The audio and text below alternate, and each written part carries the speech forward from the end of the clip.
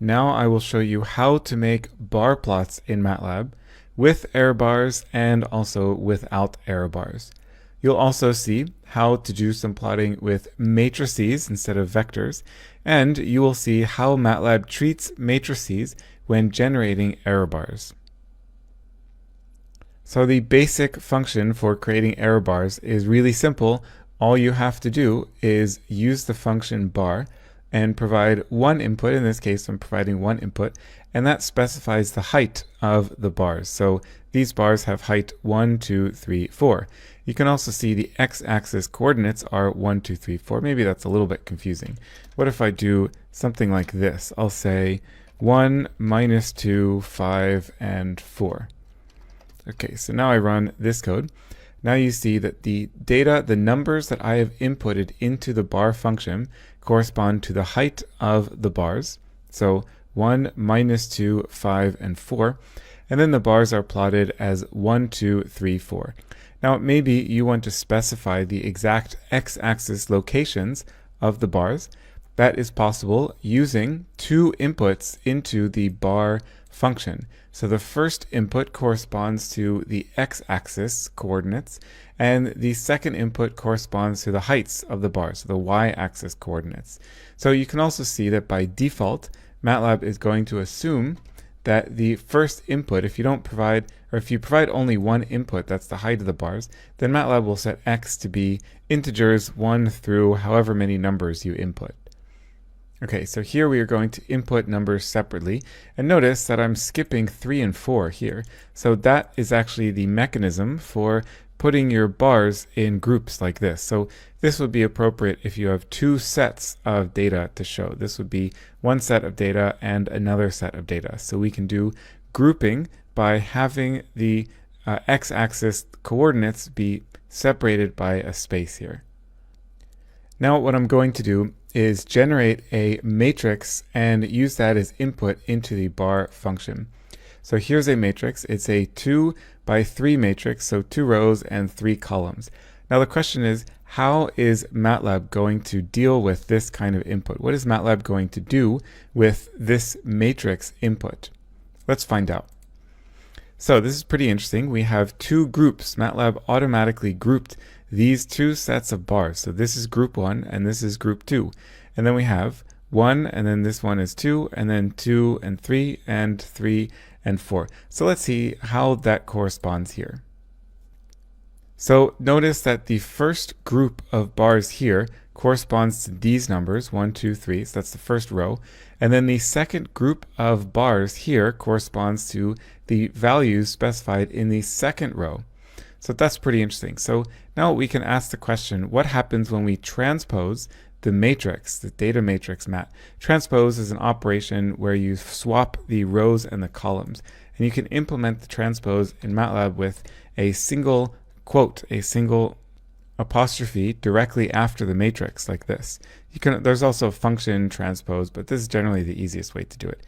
So here the original matrix mat was 2 rows and 3 columns, and then we transpose it, and that gives us 3 rows and 2 columns. So it just twists it the other way.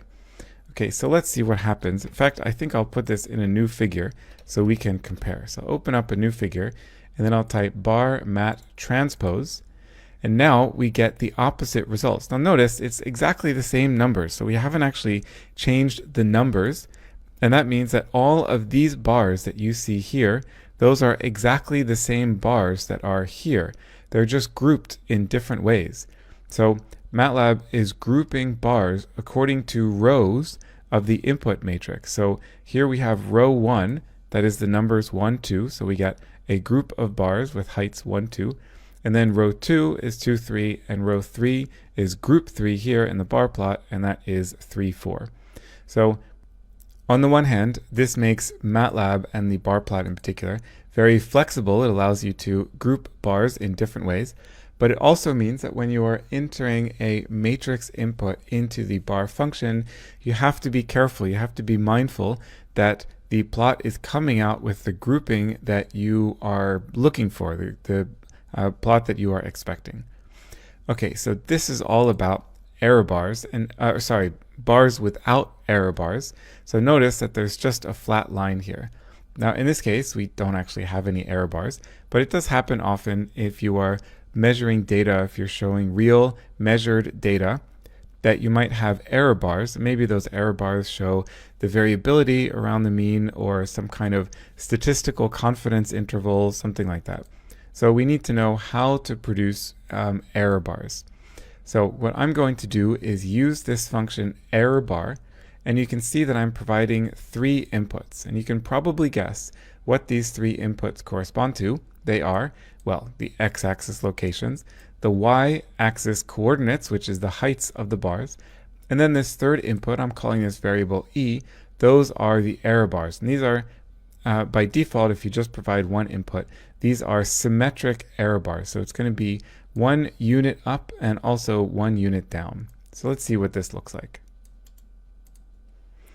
Okay, so this is kind of interesting. We see the error bars here. We don't see any actual bars, so it's not like the previous plot when we use the function bar. So when you use the function error bar, you actually just get the bars with, by default, lines in between them. And then you can see that the error bars are symmetric above and below, and you can see that they are different sizes. Now, it looks like it's a bit cut off over here at the first one and at the last one. I'm going to show you how to change the x-axis limits in a later video. For now, you can just focus on creating these error bars.